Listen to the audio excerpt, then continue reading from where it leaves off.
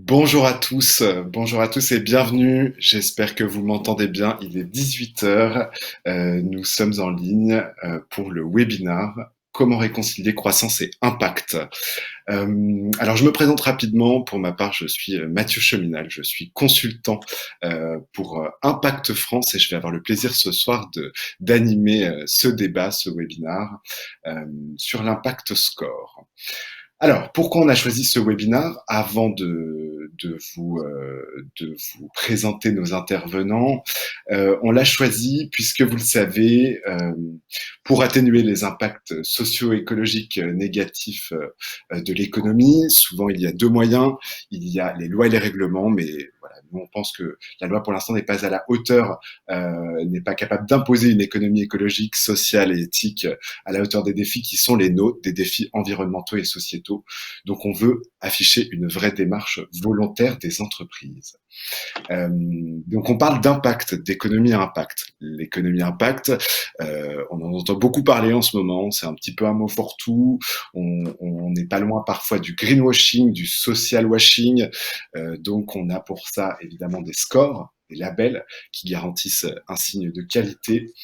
Mais on pense aussi, en tout cas Impact France, le mouvement Impact France et la métropole de Montpellier pensent qu'il est important d'outiller les entreprises, les acteurs économiques et les décideurs pour mettre cet impact social et environnemental au cœur de leur organisation et d'interpeller les pouvoirs publics et de faire évoluer la loi.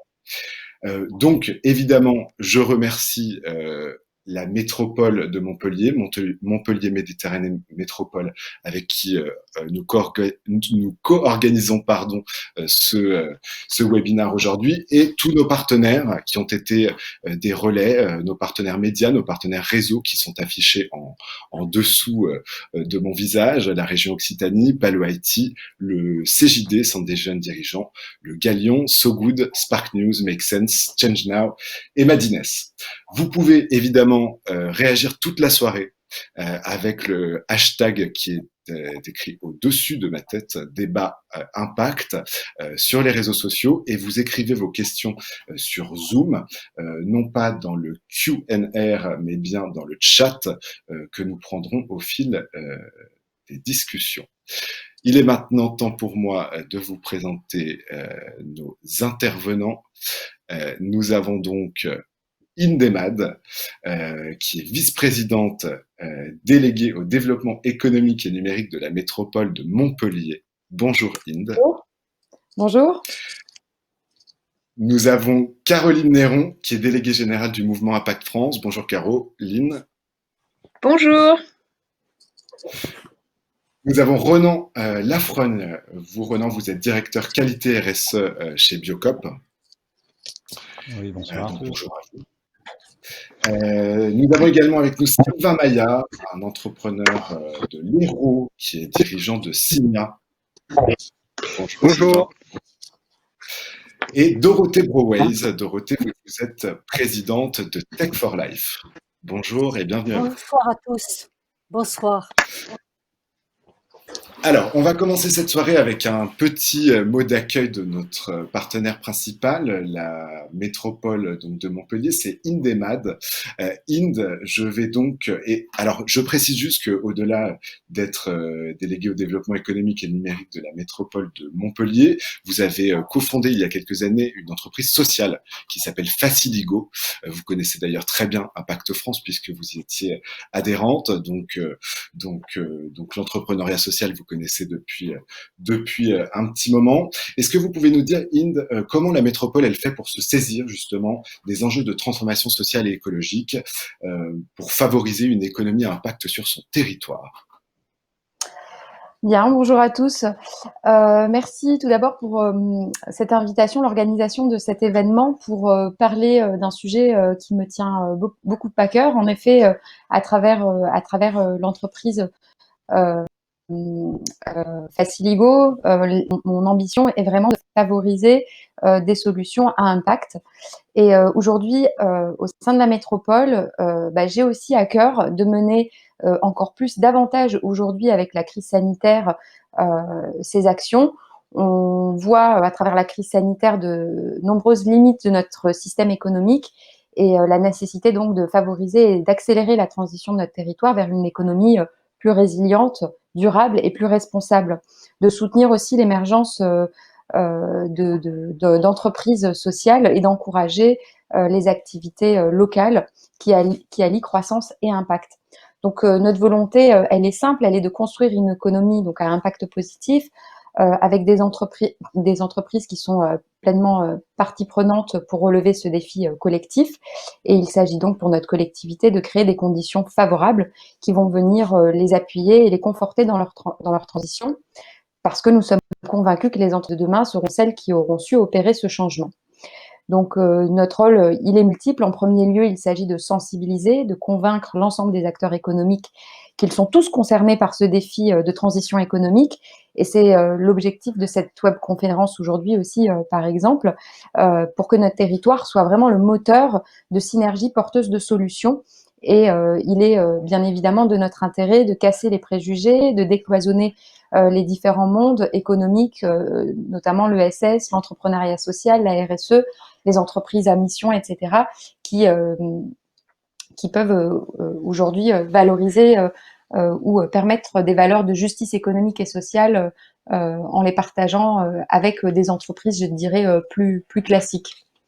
Donc, on organise ou on va organiser plutôt un certain nombre d'événements, multiplier les espaces, les opportunités de rencontres, de mettre en visibilité des initiatives et des modèles plus innovants économiquement et socialement, et donc mettre en lumière ces modèles organisationnels plus inspirants pour pouvoir porter l'ensemble des acteurs économiques vers une croissance à impact. Et pour terminer, je dirais que la transition économique et sociale et écologique doit être structurante pour l'ensemble des acteurs économiques, et notre volonté est d'impulser et de fédérer cet écosystème d'acteurs de l'innovation sociale et toute forme d'innovation pour permettre d'expérimenter, de co-construire ensemble des réponses économiques, sociales, réalistes, utiles et impactantes. Très bien, merci beaucoup Inde. Est-ce que je peux vous demander également, en ce moment on traverse une période évidemment un peu particulière, on est ce soir tous ensemble en ligne, les entreprises évidemment traversent une période difficile au niveau économique. Quels enseignements vous en tirez de la crise sanitaire sur le territoire de Montpellier? Alors, étant donné qu'on a un tissu de petites et moyennes entreprises, nous avons une capacité davantage à être résilients. Je pense qu'on est beaucoup moins impacté que d'autres territoires avec des structures plus importantes qui finalement ont été beaucoup plus impactées par cette crise. Aujourd'hui, l'ensemble des acteurs économiques que j'ai eu le plaisir de rencontrer ont marqué une réelle volonté de participer et d'être dans cette co-construction, ayant bien conscience eh bien de la nécessité d'agir. Par ailleurs, je souhaitais un territoire d'innovation technologique, mais aussi sociale, c'est-à-dire que depuis de nombreuses années sur ce territoire, nous avons des acteurs qui innovent socialement et qui agissaient déjà avant la crise, et aujourd'hui ont une volonté de simplifier encore plus vite, plus loin, et finalement l'aubaine, je dirais, dans cette crise, c'est cette volonté de co-construire et de travailler en transversalité entre différentes filières pour pouvoir répondre à ces problématiques en travaillant davantage à une échelle locale, voilà, et pour répondre à des problématiques donc locales, mais aussi aux problèmes du monde. Donc je dirais que on n'est pas les plus à plaindre en termes de territoire sur l'impact qu'a eu cette crise sur nos entreprises, et on a une capacité à surmonter de grands défis. On en a conscience, donc on y va. Très bien. Eh bien, écoutez, merci beaucoup, Inde. On va voir un petit peu comment cela peut se décliner avec notre deuxième intervenante, qui est Caroline Néron. Alors, Caroline, je l'ai dit, Bon, nous, on se connaît bien, donc je vais avoir du mal à te vous voyer. Je vais donc utiliser le tutoiement. Tu es délégué général du mouvement Impact France, donc le mouvement Impact France qui rassemble les structures engagées dans la transition sociale et écologique de l'économie. Vous avez mis en place récemment un Impact Score avec le collectif Nous sommes demain. Écoute, je vais te laisser la parole pour présenter cette démarche, cet outil et qu'est-ce que l'Impact Score. Merci Mathieu, puis merci à tous les intervenants qui ont accepté de participer à cet échange sur une question qui est évidemment fondamentale et au cœur de l'activité de notre mouvement. Alors, pourquoi on a choisi de créer un outil, peut-être un nouvel ou un énième outil? C'était justement l'idée de rassembler un monde économique un peu nouveau, une nouvelle génération d'entrepreneurs, d'entreprises, qui pourtant est foisonnant, mais est pas ou peu ou pas assez entendu. Parce que peut-être aussi trop foisonnant, avec un archipel d'acteurs. Et moi, nous, notre mouvement qui a la chance d'être à la confluence entre l'économie sociale et solidaire, engagée depuis des années, et puis ces nouvelles entreprises engagées, entreprises à mission, Bicorp, mais aussi des entreprises du CJD qui réfléchissent vraiment à leur manière de faire autrement entreprise. On était au carrefour et en interaction avec tous ces acteurs. Et on a souhaité leur proposer déjà de se réunir pour créer une base commune. Une base commune parce que l'enjeu, c'est pas de se gargariser qu'il y ait 10% ou de plus en plus d'entreprises qui se transforment. C'est aussi de voir la réalité qui est que une immense majorité d'entreprises françaises n'a pas commencé à opérer cette transformation, alors que on a en face une immense majorité d'entrepreneurs qui souhaitent et qui ont compris leur place, leur responsabilité face à l'urgence sociale écologique.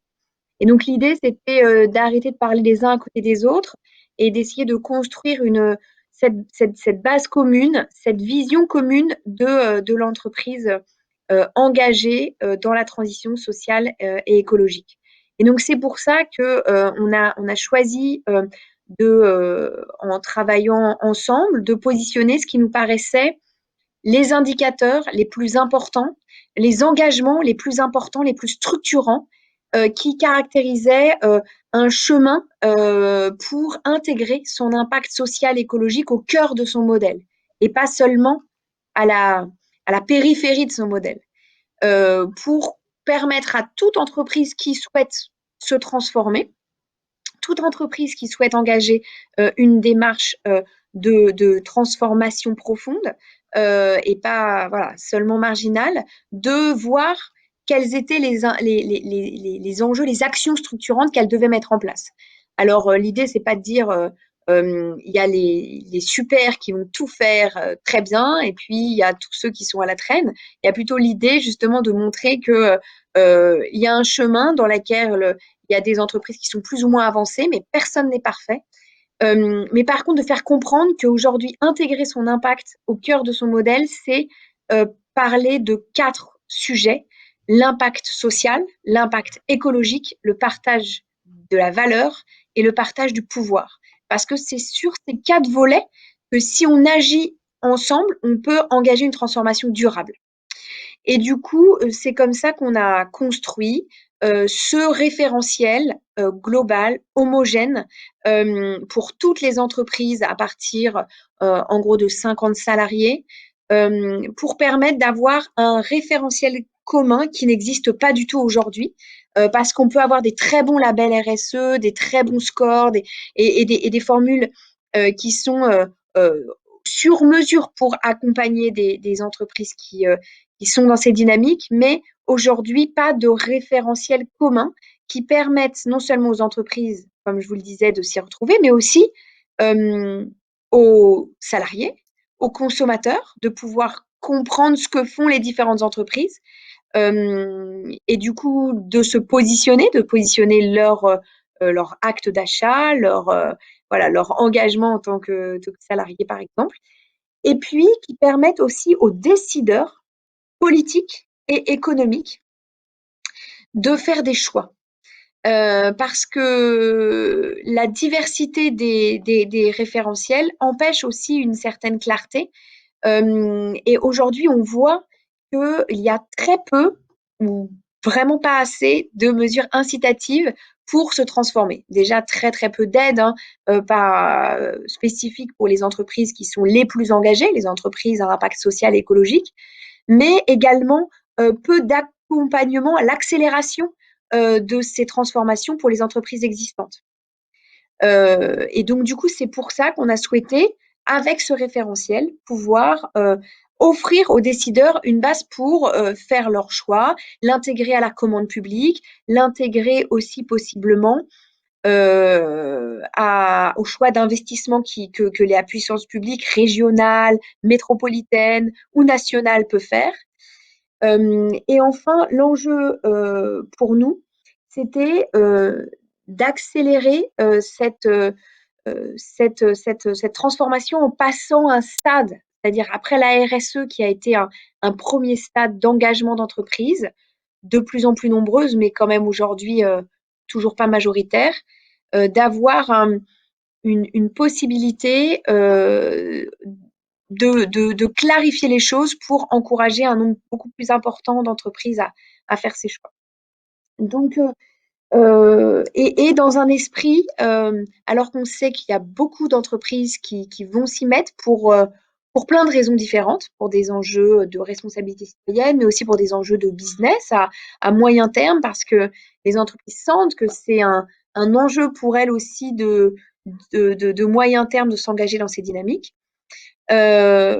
S'éloigner le plus possible du green et du social washing avec quelques indicateurs.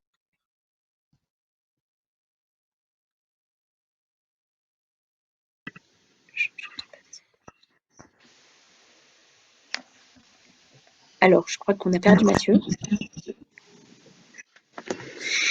Mais c'est pas grave, je vais m'auto-questionner. Et donc, du coup, ce que je peux aussi juste vous dire, c'est que ce référentiel, il est du coup pour tout secteur, toute taille d'entreprise, tout territoire. Et du coup, il a des limites, évidemment, parce que on ne peut pas aller très loin. Et donc, c'est pour ça qu'on a choisi des indicateurs structurants qui peuvent être les mêmes, à peu près les mêmes pour tout le monde.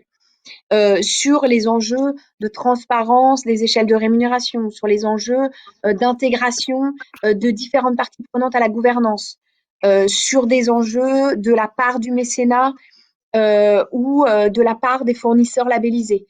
Donc ça, évidemment, ça va être différent suivant les entreprises, suivant leur secteur, suivant leur taille, mais on a la conviction que grâce à l'open source que pourront faire les entreprises pour transmettre les choses, ça pourra permettre aussi aux entreprises de se comparer entre elles. Évidemment, Biocoop ne se comparera pas avec une boulangerie locale ou une entreprise du bâtiment ne se comparera pas avec une association de volontaires en service civique.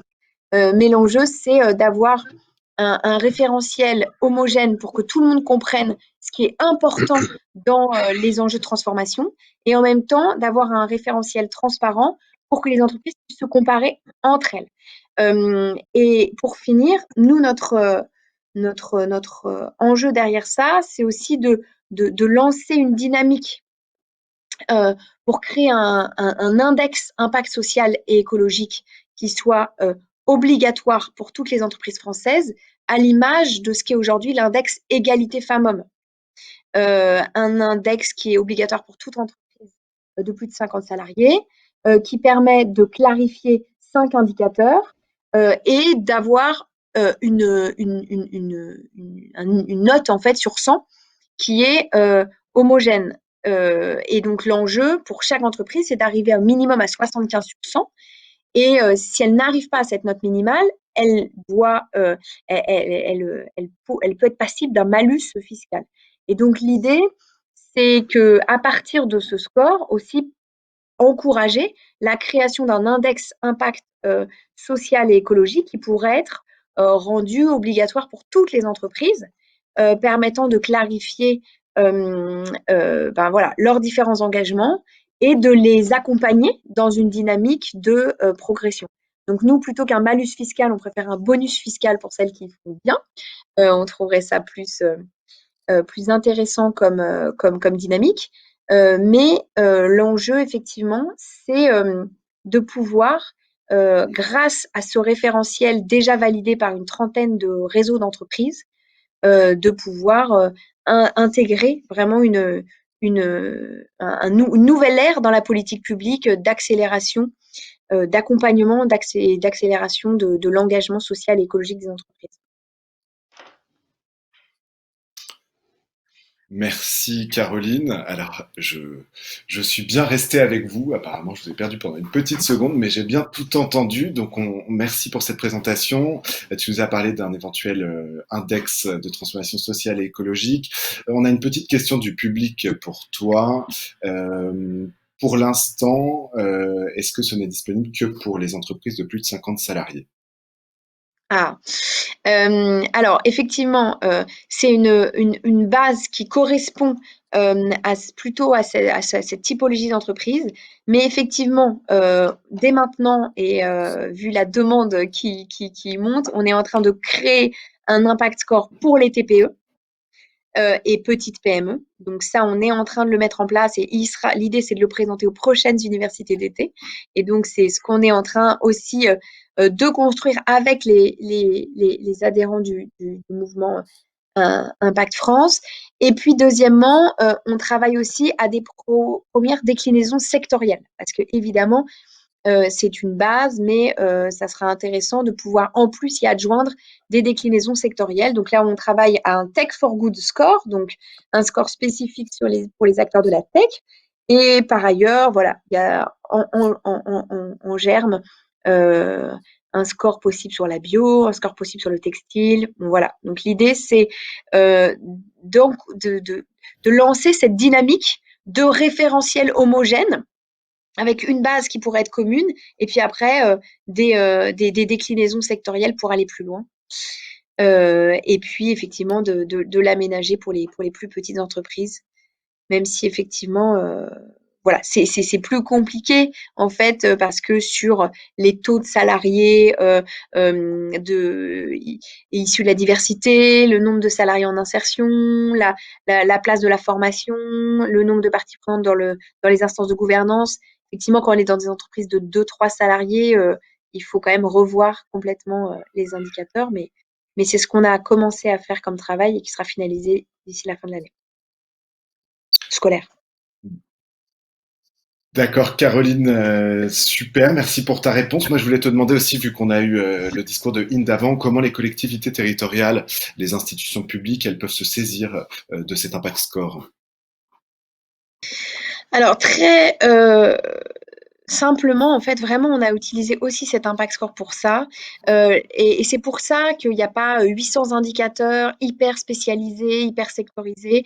C'est que cette base de 17 indicateurs, qui pourraient être 20, bien sûr, mais pas 800, c'est une base qui peut permettre aux décideurs politiques locaux de faire des choix. Par exemple, de demander à toutes les entreprises qui bénéficient de la commande publique ou des marchés publics, déjà, de mettre ces indicateurs en transparence pour permettre d'avoir une clarté et une visibilité sur leurs engagements structurants. Deuxièmement, potentiellement, de l'intégrer dans le choix de leur marché public. Donc, on pourrait avoir derrière tous ces indicateurs ou derrière certains d'entre eux, une préférence intégrée dans les marchés publics.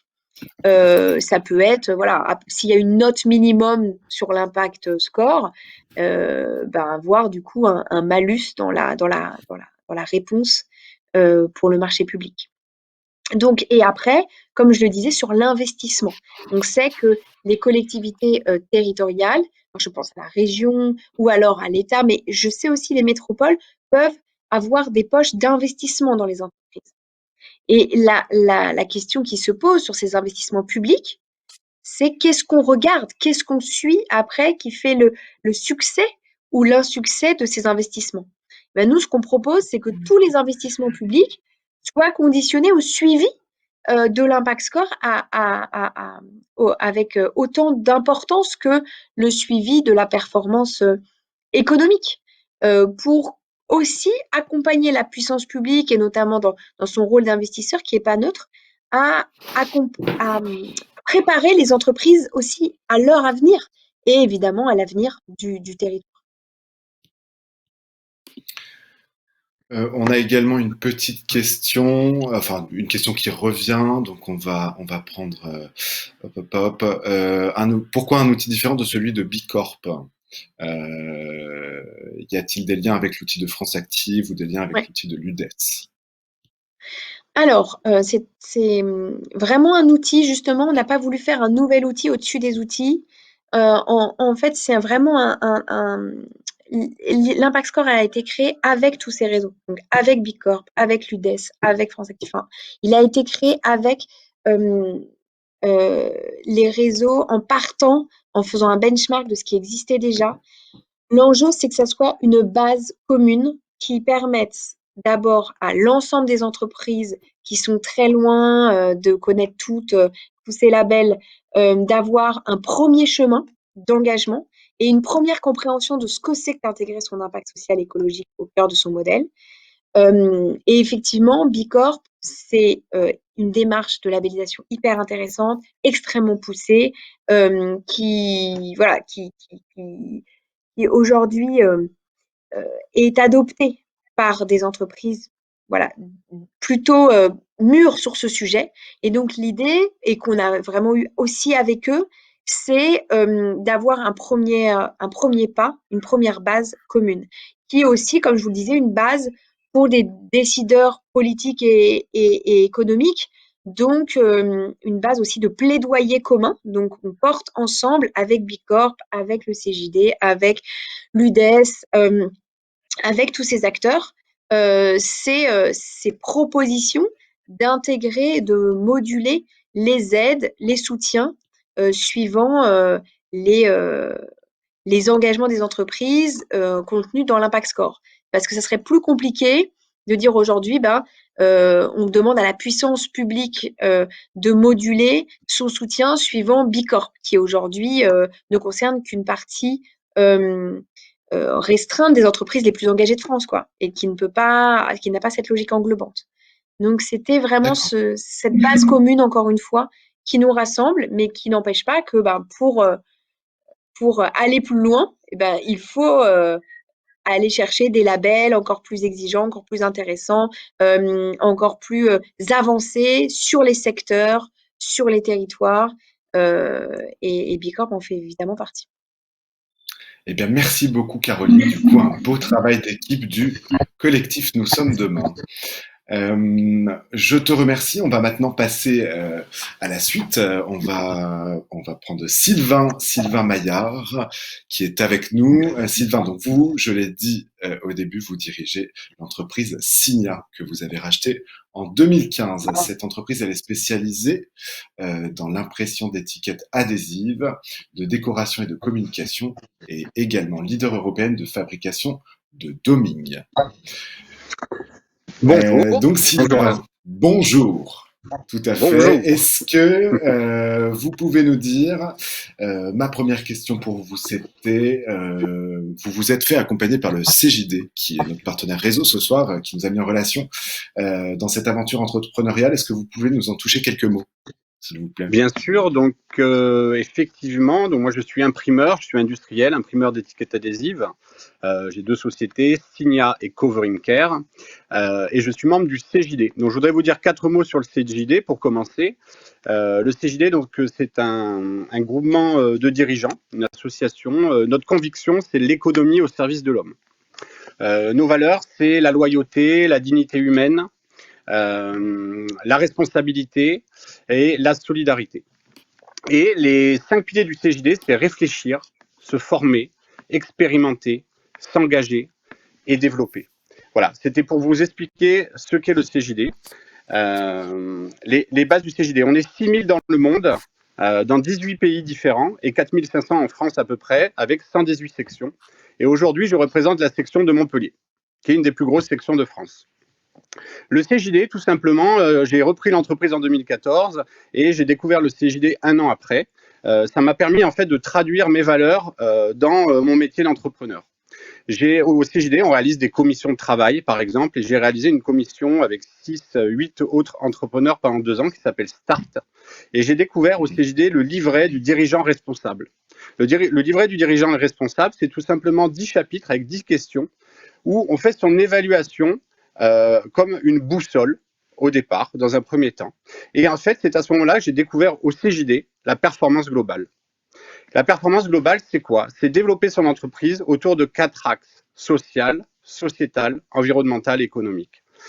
Et en fin de compte, qu'est-ce que le CJD, la rencontre du CJD et de mon entreprise, c'est tout simplement traduire ce qu'on était par des mots, par des actes, et structurer autour de la performance globale. La performance globale, finalement, qui est la mère de la RSE. Très bien, merci Sylvain. Du coup, dès le début, vous l'avez dit, vous étiez un entrepreneur engagé, vous étiez convaincu qu'il fallait mettre l'impact social et environnemental au cœur de votre activité. Vous pouvez un petit peu nous en dire plus sur votre démarche et les enseignements que vous en avez tirés? Oui, bien sûr. Donc, finalement, j'ai appris ça au CJD. Le CJD, c'est génial. On innove, comme l'a dit tout à l'heure Caroline. On expérimente, on innove, on est novateur et on est précurseur dans la RSE finalement. Et bien tout simplement, j'ai appris comment structurer mon entreprise autour de ces 4 axes. Et j'ai découvert qu'en fait, une entreprise grandissait vraiment en travaillant sur tous ces axes, pas seulement l'axe économique. Évidemment, l'axe économique, il est important. Une entreprise qui ne gagne pas d'argent, c'est une entreprise qui ne vit pas. On doit gagner l'argent, mais pas n'importe comment et en ayant conscience de toutes ces parties prenantes. Et c'est In qui disait tout à l'heure, en fait, aujourd'hui, ce qu'on appelle la RSE, que moi j'appelle et qu'on appelle au CJD la performance globale, c'est évidemment structurant. Et on se rend compte qu'en travaillant sur ces axes, on structure notre entreprise, on structure notre vision. Pour cela, j'ai découvert au CJD notamment le label Lucie. Donc l'entreprise aujourd'hui est labellisée Lucie, ISO 26000. L'ISO 26000, c'est l'ISO finalement de la performance globale, de la RSE, du progrès. On s'engage à progresser. Et donc on s'est fait labelliser. On a du coup développé un plan en collaboration, en intelligence collective avec tous les collaborateurs, avec des groupes de travail sur comment on allait progresser avec toutes nos parties prenantes sur tous ces axes sociaux, environnementaux, économiques et sociétal. Et tout simplement, aujourd'hui, c'est notre direction. C'est une ligne de conduite que l'on a pu écrire, qu'on faisait déjà avec le CJD, par nos valeurs. Aujourd'hui, on l'a écrite et ça nous permet aujourd'hui de le partager avec nos parties prenantes, de le partager avec nos fournisseurs, de le partager avec nos clients. Par exemple des chartes éthiques, chartes responsables, des engagements, voilà, imaginer des produits innovants et plus responsables. Voilà, et donc cela on le traduit par nos labels. Donc on est un prime vert, c'est du bon sens. Lucie ISO 26000. On est engagé avec le Global Compact des Nations Unies. On est aussi récemment on a fait notre note EcoVadis. Alors ça m'a un peu fait penser au sujet aujourd'hui où on fait partie des 22% imprimeries les plus responsables du monde. Donc c'est une direction, c'est structurant pour nous, en reprenant les mots de In. D'accord, très bien. Et du coup, je voulais vous demander, donc vous avez pas mal de labels, de certifications, vous avez dit que ça vous avait servi pas mal, notamment par rapport aux clients, ça vous confère un véritable avantage concurrentiel. Tout à l'heure, Caroline a parlé de la mise en place. J'ai envie de dire, excusez-moi, j'ai juste envie de dire, on a été visionnaire oui. Aujourd'hui grâce au CJD qui nous a apporté cette. Et du coup, si on mettait un index social et écologique en place avec bonus fiscaux pour les TPE et les PME, comme l'a dit tout à l'heure Caroline, qu'est-ce que vous en pensez, vous, de ça, concrètement? Alors, moi j'ai testé l'impact score, j'ai beaucoup apprécié l'exercice. Je trouve que c'est une très bonne démarche. J'ai bien écouté avec attention Caroline expliquer, et je trouve qu'elle a très bien expliqué donc que l'outil était adapté aux entreprises de plus de 50 personnes. Et j'avais envie de dire, j'avais marqué à quand l'impact PME, mais Caroline a répondu, c'est un travail qui va être fait, et c'est super parce qu'effectivement, on n'a pas les mêmes enjeux. Là, j'avais noté, par exemple, effectivement, sur le handicap, sur la gouvernance, on ne peut pas manager pareil. Donc, on n'a pas les mêmes informations, mais ça serait important de l'homogénéiser aussi au TPE, PME. Et le malus bonus, j'irais plus dans le bonus aussi. Et ça, c'est le côté positif, en fait. Plutôt que de punir, engageons-nous, récompensons. Mais ça n'engage que moi, personnellement, en tant que dirigeant de Signia et de Covering Care. Ceci dit, c'est vrai que j'ai envie de dire aux autres intervenants, à Inde, et je l'ai déjà soufflé en rencontrant la métropole récemment ou la région, à quand, en fait, la prise en compte de l'engagement RSE dans les appels d'offres, réellement. Puisqu'aujourd'hui, effectivement, les précurseurs avec nos clients, aujourd'hui, on répond à une attente que nos grands comptes comme L'Oréal, LVMH ont, mais aujourd'hui, cela n'est pas pris en compte, en tout cas pas assez, dans les appels d'offres. Donc récompensons les entreprises par du bonus. Très bien. Et du coup, pour l'adapter au TPE-PME,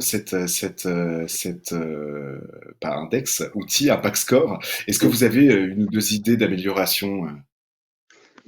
Une ou deux idées d'amélioration. En fait, j'avais envie de vous dire, venez nous rencontrer. Venez dans les entreprises déjà engagées, labellisées, qui font dans les TPE, les PME, qui ont plein d'actions que peut-être aujourd'hui on ne peut pas retranscrire dans l'Impact Score facilement. Donc ça serait adapter les actions réelles qui sont faites dans les entreprises. Donc il faut venir nous voir, il faut venir en discuter. Là, comme ça, je ne sais pas si... oui, voilà, par exemple, dans l'Impact Score, on parle beaucoup de l'empreinte carbone. Donc c'est très bien. Oui. Il y a beaucoup de questions sur l'écologie. En fait, je crois qu'il y a 5 questions qui reviennent sur l'empreinte carbone. Alors tout le monde pollue. L'essentiel c'est d'en prendre conscience et d'essayer d'évoluer. L'empreinte carbone, c'est pas évident qu'une TPE, une petite PME ait travaillé là-dessus. Ça devient un peu complexe. Donc voilà, c'est peut-être réajuster. Par exemple, là, je pense à l'écologie. Je pense qu'il y a plein de choses et plein d'actions qui sont réalisées, qui sont concrètes, que plein de gens font sans être labellisés également, mais qui doivent être récompensées au-delà de l'analyse de son empreinte carbone. Voilà, par exemple. D'accord. Qu'est-ce que je voulais dire? Oui, quel conseil vous donneriez, vous êtes un peu un autodidacte, vous êtes fait accompagner par le CJD, quel conseil vous donneriez aux entrepreneurs, aux PME qui souhaiteraient s'engager dans cette démarche environnementale et sociale, sociétale? Alors d'abord, je pense, alors je ne sais pas si c'est parce que je suis au CJD, mais beaucoup de gens, d'entrepreneurs autour de moi, alors c'est sûr que le CJD, ça joue, sont déjà engagés. Beaucoup de gens ne connaissent pas les termes, comme moi je l'ai pu l'apprendre au CJD, ces engagements sociétaux, environnementaux, sociaux. Beaucoup d'entrepreneurs l'ont déjà naturellement. Un entrepreneur, en général, ne doit pas... tous les entrepreneurs ne doivent pas changer aujourd'hui parce qu'ils ne sont pas engagés. Je pense que beaucoup sont engagés. Donc j'ai envie de leur dire...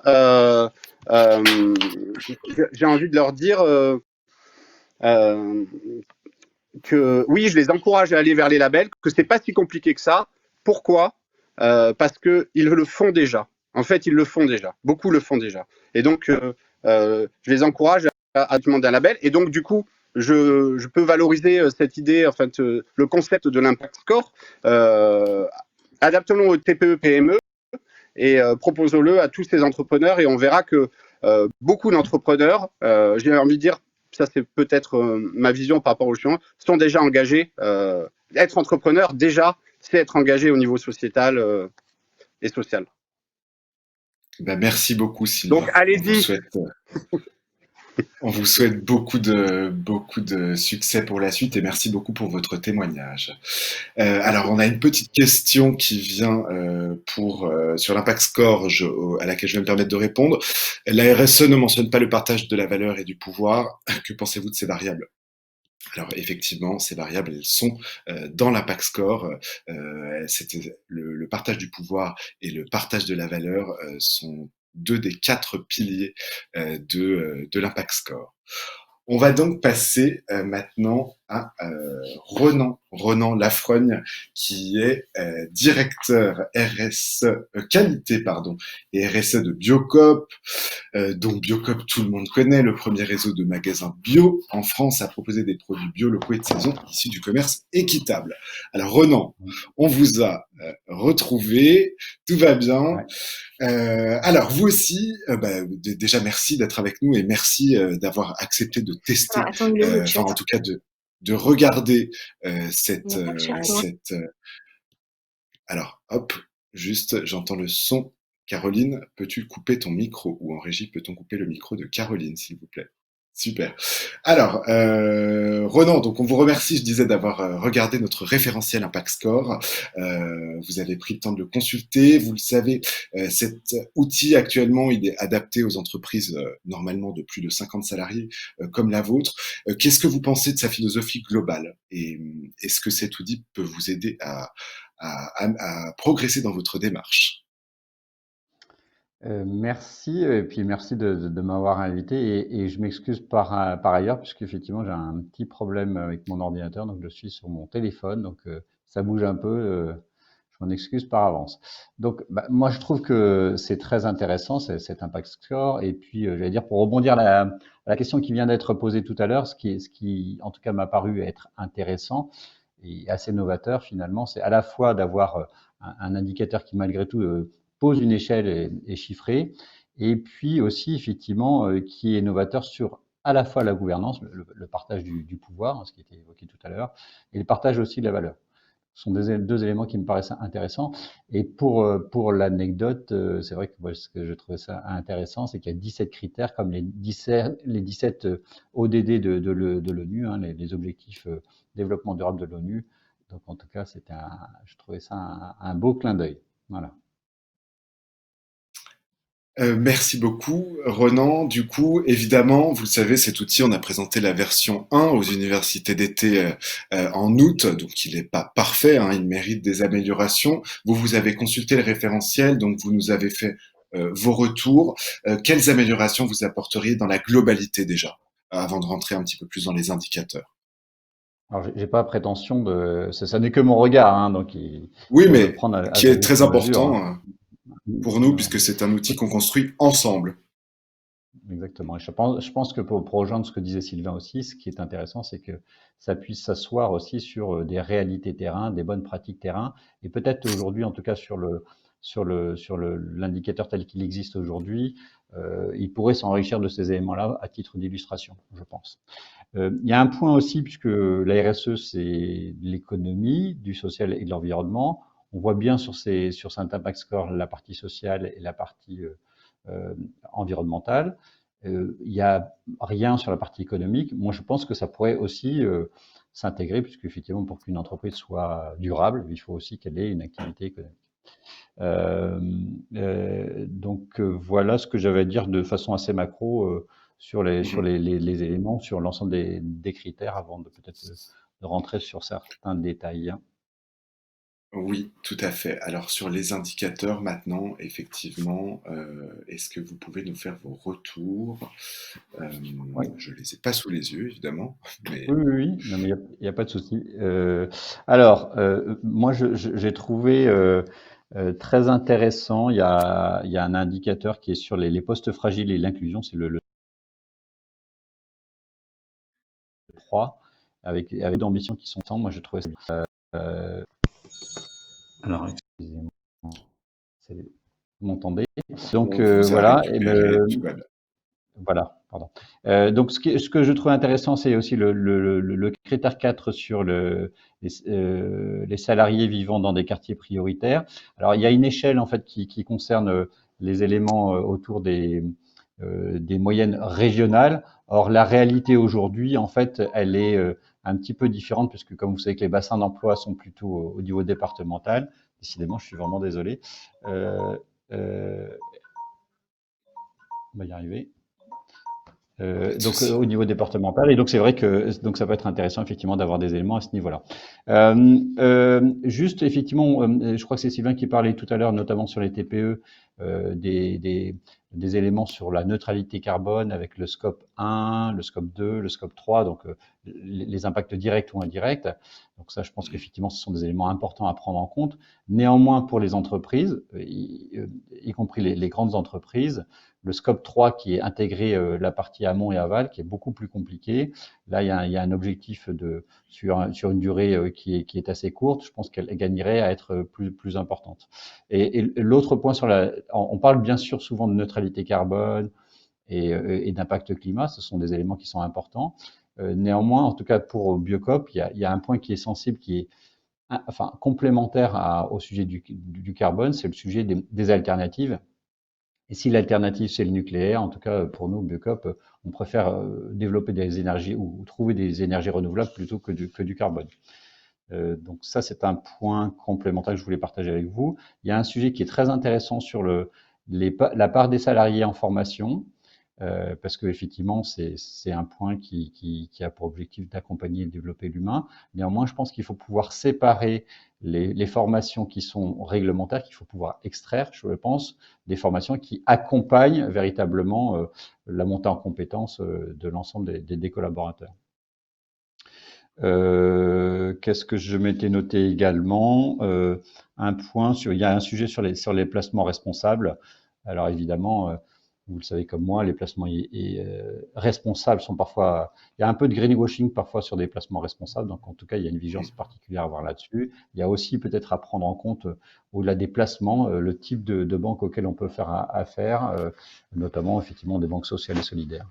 Voilà, donc c'est en tout cas, moi je voulais partager avec vous les quelques points que je m'étais notés à la lecture de ces très intéressants impact score. Eh ben, merci beaucoup Renan. J'avais reçu une question tout à l'heure au sujet de... Est-ce que je vais la retrouver? C'est quelqu'un qui m'a envoyé cette question par mail que je lui ai demandé de poster s'il nous entend. C'était la différence entre finance verte. Est-ce que je la retrouve?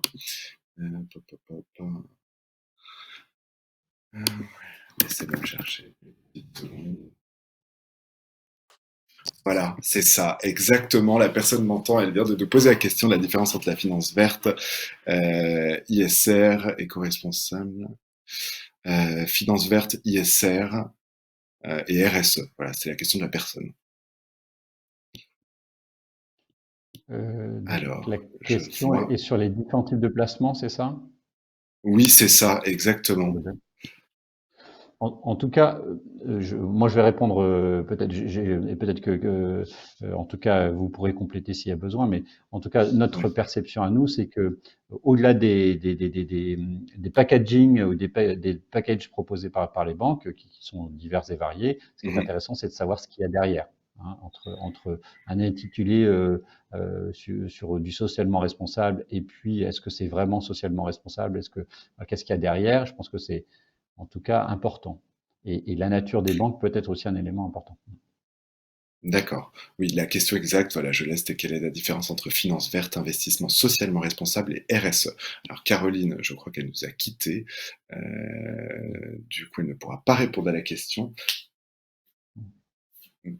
Mais merci d'avoir apporté un premier élément de réponse. Du coup, moi, je voulais vous demander également si on devait sélectionner un ou deux indicateurs dans cet impact score qui vous parlent particulièrement dans votre transformation chez Biocop, ce seraient lesquels et pourquoi? J'ai le droit de choisir un peu plus qu'un ou deux? Ah bah oui, vous avez le droit, évidemment, pas de souci. Non, ouais, très bien. Alors, je pense qu'il y a un des critères qui concerne les postes fragiles et l'inclusion. Pour moi, c'est un élément important parce que c'est une façon, enfin, ça répond à, je veux dire, à la responsabilité sociétale véritablement des entreprises que de favoriser l'emploi et notamment l'emploi des personnes qui sont alors soit en difficulté ou différentes, ou etc. En fait, c'est aussi saluer et développer la diversité. Alors, juste pour l'anecdote, je ne veux pas faire de pub, mais on a eu la chance, nous, enfin, des collaborateurs ont été interviewés dans cette logique d'aspects de société inclusive, en fait, vous savez, sur les aspects de diversité, d'âge, d'origine, de sexe, d'orientation sexuelle, etc., etc. C'est une enquête qui a été menée par le Financial Times au niveau européen. Donc il y a des choses qui sont faites aujourd'hui à très grande échelle. Voilà. Et nous, par exemple, on a effectivement pas souhaité participer à ce genre de choses. Et effectivement, les collaborateurs ont répondu très positivement. Et donc Biocop est la première entreprise européenne au niveau inclusif. Voilà. Donc c'est ce point-là, je pense qu'il est important. Le point aussi sur lequel, en tout cas, Biocop est très attaché, c'est le partage de la gouvernance, puisqu'effectivement, nous, on a à la fois des collaborateurs, des responsables de magasins, on a effectivement des associations de consommateurs et on a aussi des responsables, enfin des acteurs des filières agricoles. Donc ça c'est un gage, en tout cas pour nous, de co-construire ensemble la stratégie et en tout cas on y voit la richesse et les effets. Donc en tout cas moi je trouve que c'est très très bien de l'avoir mis. Et puis le dernier point, parce que je pense que c'est en tout cas c'est assez plus lié aussi à notre mode de fonctionnement. La logique du équitable est très importante. Nous, on a pu développer un référentiel nord-nord, parce qu'il y a les référentiels nord-sud existent beaucoup, mais un référentiel nord-nord et qui est ouvert à l'ensemble des entreprises qui le souhaitent pour pouvoir avoir cette logique de partage de la valeur sur des produits ou des services. Voilà. D'accord. Très bien. Il y avait une petite question, vous m'en avez parlé, on en avait parlé quand on avait échangé sur l'impact score. Pour Biocop, je n'ai pas compris la position sur les énergies non renouvelables, puisque selon l'ADEME, le nucléaire est même en démission que les énergies non renouvelables. Oui, Me alors, dit, mais tout à fait. ouais.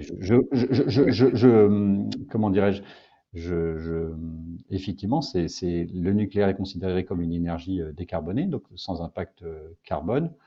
Néanmoins, ça a d'autres effets, en tout cas que Biocop considère comme étant très négatifs. Nous, pour information, on achète 100% d'énergie verte. Donc, c'est-à-dire qu'en fait, c'est de l'énergie, l'électricité qui est issue d'énergies renouvelables. Donc, ce sont des choix, en fait. Hein. Après, voilà, il n'y a pas de jugement les uns par rapport aux autres, mais en tout cas, on considère que nous, la solution n'est ni effectivement les énergies fossiles, ni le nucléaire, mais effectivement sur des énergies renouvelables. Et il faut pouvoir accompagner ce mouvement-là qui, à mon avis, est inéluctable aussi. Très bien. Eh bien, merci beaucoup, Renan, pour votre témoignage. Je vous en prie. On va maintenant passer à Dorothée Broways. Dorothée, vous êtes avec nous. Vous êtes journaliste scientifique, vous dirigez Tech for Life. Tech for Life s'emploie à accélérer la bascule vers une société réajustée au milieu vivant. Merci d'être avec nous, Dorothée. Je suis ravie d'être là. Merci de votre invitation. Eh bien, écoutez, je crois que vous avez quelques slides à présenter. On va demander en régie de commencer à les diffuser. Alors, Dorothée, moi, je voulais vous demander tout simplement, vous parlez pas mal de comptabilité écologique.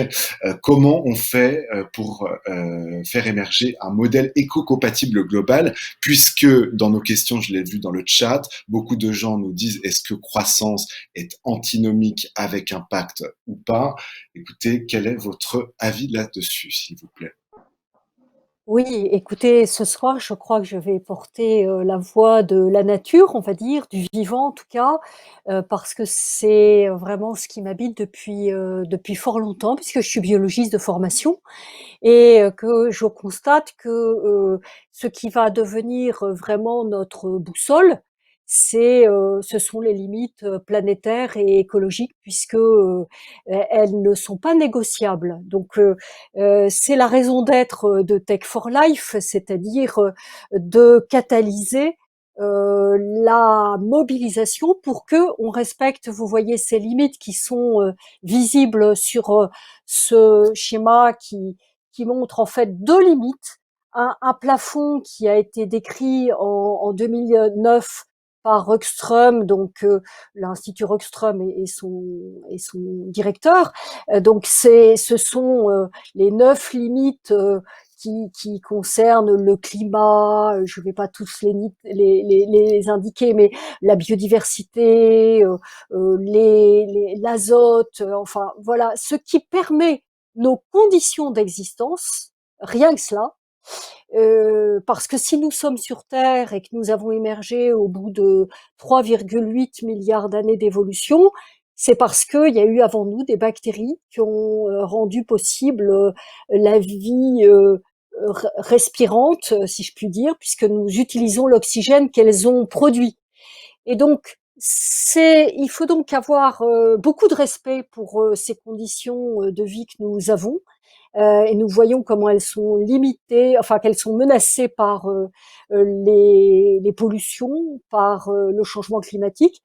Et puis en dessous de ce plafond, eh bien nous avons un plancher qui a été décrit par Kate Raworth, qui sont nos conditions sociales dont beaucoup ont parlé, Sylvain comme Ronan, c'est-à-dire ce dont nous avons besoin, notre équilibre alimentaire, l'éducation, tous ces éléments d'équilibre de vie que nous avons. Et voilà, nous devons respecter cela. Et ce n'est pas ce que nous avons fait jusqu'à maintenant. Et donc, si le titre de ce soir concerne le sujet de la croissance, je pense que si nous voulons garder ce terme, nous allons devoir parler d'alter-croissance, parce que il va falloir changer nos valeurs, nos points de référence. Alors là, je vais vous demander de passer la slide suivante, qui est la dimension de redirection écologique avec la dimension de boussole de résilience. Le mot a été prononcé par Inde en tout début de notre soirée. Une boussole qui va complètement basculer, va nous faire abandonner des postures anciennes, l'ancien monde, pour valoriser, donc choisir de nouvelles valeurs, qu'il va falloir inscrire vraiment dans c'est pas que des mots, ça doit pouvoir être dans les faits de nos référentiels, d'indicateurs et de comptabilité. Je vais y venir. Et donc ces nouveaux référentiels qui sont les garants de la régénération, c'est de passer à des visions systémiques, intégrées. Alors j'étais ravie que Sylvain parle de performance globale, parce que ça, c'est déjà énorme. Si déjà nous arrivons à porter l'idée qu'il n'y a plus de performance économique sans performance sociale et environnementale, ce qu'a dit très clairement le rapport de l'OCDE pour le G7 environnement en 2019, eh bien, si nous inscrivons ça dans nos ADN d'entreprise, eh bien, nous sommes sauvés au sens où nous allons pouvoir nous faire des choix, ça va être le point capital, décider en connaissance de cause, en nous organisant dans une approche qui est plus celle de la maîtrise, mais celle de la symbiose. Je continue en passant de la domination à une approche d'équilibre et de résonance, comme l'a développé Hartmut Rosa, le philosophe allemand qui a fait ce magnifique ouvrage sur la résonance. Et puis évidemment sortir d'un système économique thermo-industriel qui a été très destructeur, vers des pratiques tout à fait possibles. Hein. Ça n'est pas du tout une vue de l'esprit. Il y a quantité de technologies qui sont déjà là pour le faire, qui permettent d'être dans la régénération, dans le soin, dans le maintien des écosystèmes. Et évidemment, dans nos manières d'être les uns avec les autres, il va plus y avoir seulement de la compétition. On est tous totalement convaincus qu'il faut coopérer, qu'il faut avancer dans cette approche de travailler en co-construction. Alors la dernière slide pour parler la suivante s'il vous plaît, pour parler de comptabilité comme je l'ai annoncé. Chez Tech for Life, nous avons rapidement, puisque nous parlons de technologie du vivant, nous avons vraiment senti que si nous allions vers un recours aux biomasses et à une bioéconomie, eh bien, il allait falloir, et ça à Montpellier c'est très important, vous êtes un pôle très important de l'agroécologie, c'est vraiment un lieu majeur, eh bien, pour que cela puisse se développer, il va falloir assurer tout à fait à la base du système la régénération.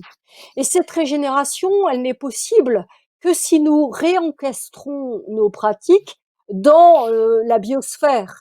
Et donc, il va falloir faire comme Polanyi nous l'a dit, non pas laisser l'économie dans une liberté absolue comme on le voit aujourd'hui, et même avec les systèmes je dirais de financiarisation totalement hors sol, mais plutôt réintégrer donc les pratiques. Et ce qui est capital et que nous a indiqué le rapport Nota-Sénard qui avait été demandé en amont de la loi Pacte, c'était que les deux auteurs nous ont dit mais la comptabilité ne nous donne pas du tout une image fidèle. Si nous gouvernons nos organisations en n'ayant pas les bons indicateurs, si nous n'avons pas les bons radars, eh ben on va tout simplement se cracher. Hein. Donc, vous l'avez vu, là, vous avez un personnage qui est comme comme dans un pilotage d'avion où bon, il va falloir donc rajouter des compteurs et ces compteurs, c'est de assurer le suivi du capital naturel pour prévoir tout simplement un amortissement. Il ne s'agit pas du tout de donner de la valeur directement au capital naturel, ce qui serait très dangereux puisque là vous repartiriez vers des plans d'accaparement, mais il s'agit de provisionner dans les comptes des entreprises et des collectivités locales, eh bien, de quoi assurer la régénération. Voilà ce que nous proposons. Alors la slide suivante, juste pour peut-être juste voilà, nous sommes dans l'action. Hein. Nous travaillons en fabriquant des communautés apprenantes à Tech for Life. Nous mettons ensemble une diversité d'acteurs parce que nous pensons que faire société, c'est le point le plus important de notre avenir. Trouver de la confiance, ça va être un point majeur en termes d'indicateurs, en termes donc de métriques et en termes de normes, en termes de conventions, puisque la comptabilité ce sont des choses arbitraires. Et nous avons associé aujourd'hui 7 collèges, 40 personnes. Et dans le collège des entreprises, j'ai indiqué sur cette slide un certain nombre d'entreprises qui sont venues vers nous après le tribunal pour les générations futures que nous avons fait en septembre l'année dernière, qui s'intitulait Changer de comptabilité pour sauver le vivant. Et ça a été une sorte de cataclysme, de révélation pour beaucoup de gens. Et donc nous avançons avec les directeurs RSE, avec les directeurs financiers, avec les directeurs de stratégie, pour que il y ait des alignements d'intérêt et de mobilisation pour l'intérêt général. Voilà comment je réponds à votre première question. Excusez-moi, j'étais un peu longue.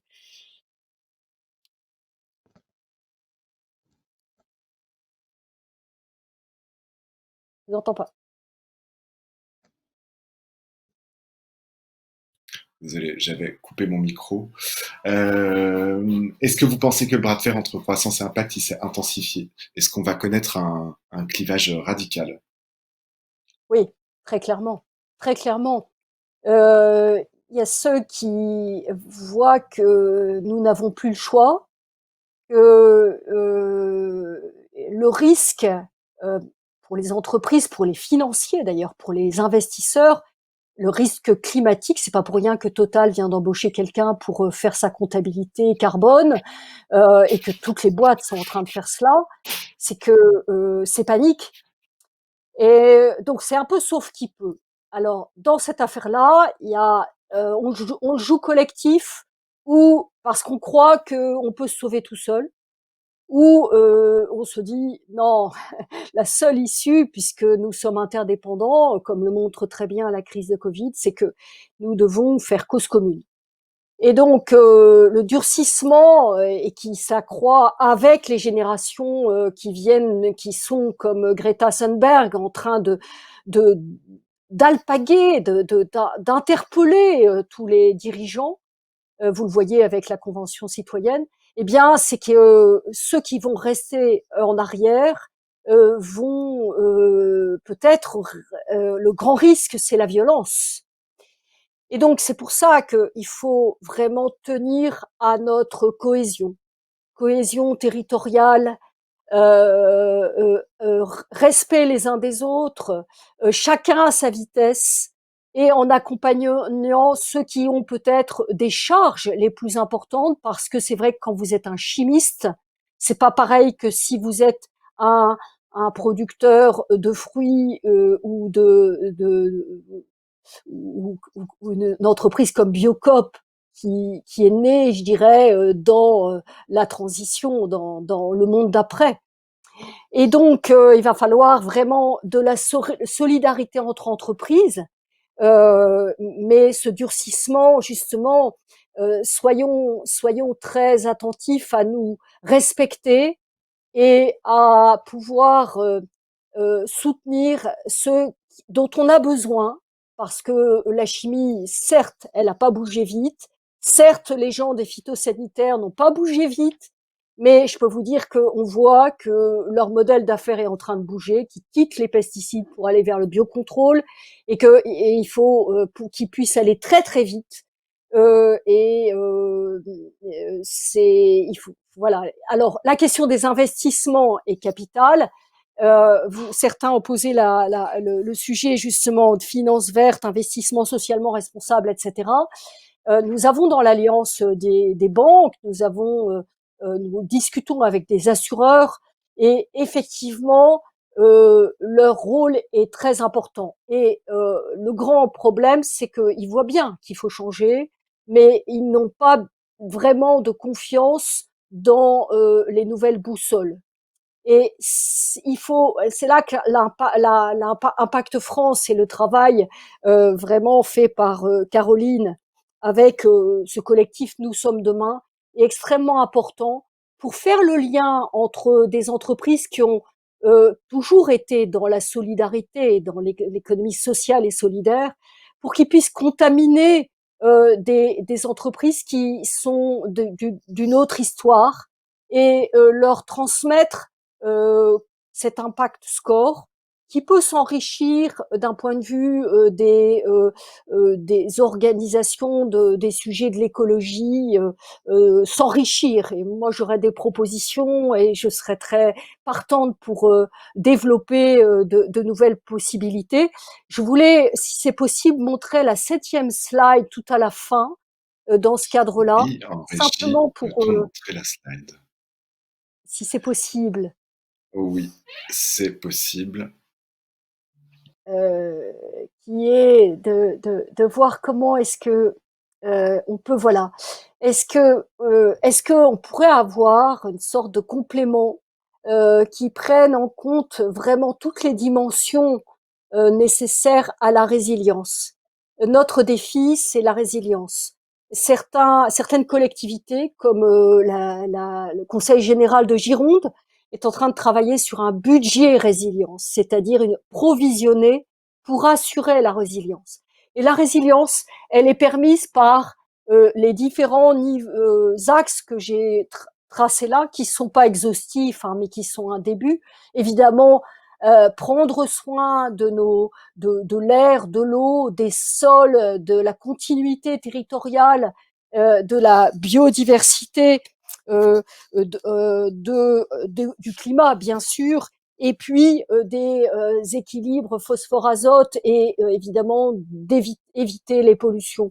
Et cette dimension-là, chacun peut rendre des comptes et se mettre sur une trajectoire. C'est ça que j'aime beaucoup dans la notion la manière de poser l'impact score, c'est la possibilité d'avoir une trajectoire. Et la dimension de progrès, pour nous, est très importante. J'ai publié avec Entrepreneurs d'avenir le manifeste pour refonder le progrès dans une réconciliation avec le vivant. Le progrès n'est pas un vilain mot. Le progrès, nous en avons besoin, mais il faut le réenchanter, le réinventer avec, je dirais, toute la puissance du vivant, parce que les limites n'impliquent pas du moins.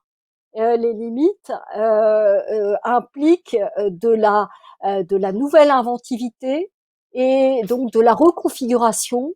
Et c'est pas parce que nous avons des existences limitées que la vie n'a pas de saveur, n'est-ce pas? Tout à fait. Tout à fait, Dorothée. Eh bien, écoutez, on arrive vraiment à la fin du temps imparti, mais en tout cas, merci beaucoup. C'était très enrichissant. Écoutez, il est 19h15. Je vais donc tous vous libérer. Je vous remercie pour vos témoignages. Inde, qui est encore avec nous, Ronan et Dorothée. Merci à tous les trois d'avoir pris le temps de témoigner en cette période avec nous. Merci à la métropole, aux équipes de la métropole de Montpellier, avec qui j'ai eu plaisir à travailler sur ce webinar. Et merci évidemment à tous nos partenaires. Bonne soirée à tous. Bonsoir. Bonne soirée. Bonne soirée, merci. Au revoir.